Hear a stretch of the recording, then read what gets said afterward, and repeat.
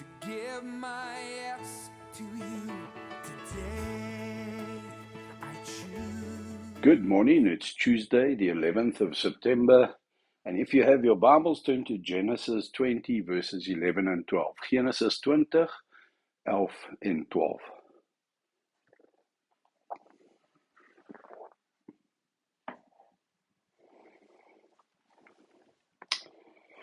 Abraham replied,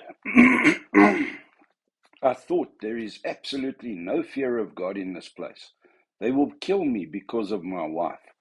Besides, she really is my sister, the daughter of my father, though not the daughter of my mother, and she became my wife. And do you hear what he's trying to do here? There's a couple of things. I mean, the first is he tried this before and he'd lied about his wife to protect himself before, and now he's rationalizing his sin. And that's the first thing with sin, is we have to first lie to ourselves. We have to first convince ourselves to believe the lie that we're going to perpetuate in the actual sin that we do. He was going to lie about his wife, but he had to first convince himself to accept the lie that he was going to be telling and be able to live with the lie, the consequences of the lie. And the Lord had protected him once before. You would think that he would learn to not do it, but it's bordering on an habitual sin with him. And that brings me to us. What habitual sins? What recurring things are happening in your life that you fall into over and over and over again, and you rationalize, you justify, you've thought out logically how to explain it to yourself, and you're able to live with the consequences of the lie that you tell yourself, and then you live out for other people, or you tell other people. It's an interesting thought. And then what's so amazing is his wife was already old when they set out. Abraham was 75 when God promised him the birth of a son. And yet, as they went into these new lands, his wife was so beautiful that the kings who had access to every woman in the kingdom would look to his wife and want to take her.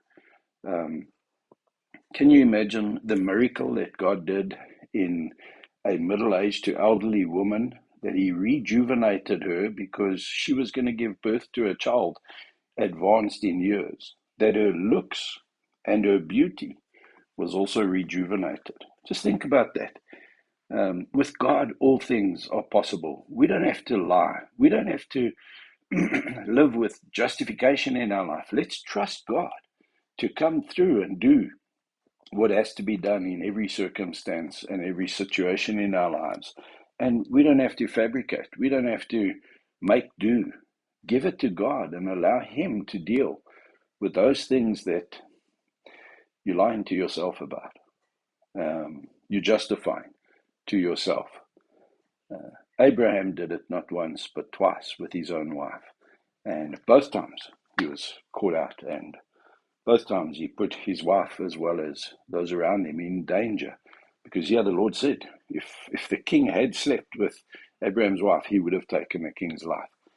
And Abraham put many people in danger by just perpetuating, by living out that lie.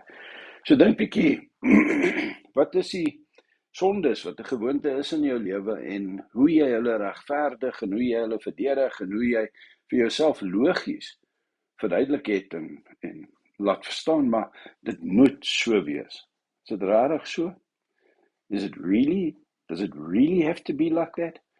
Or are you just not willing to give that to God?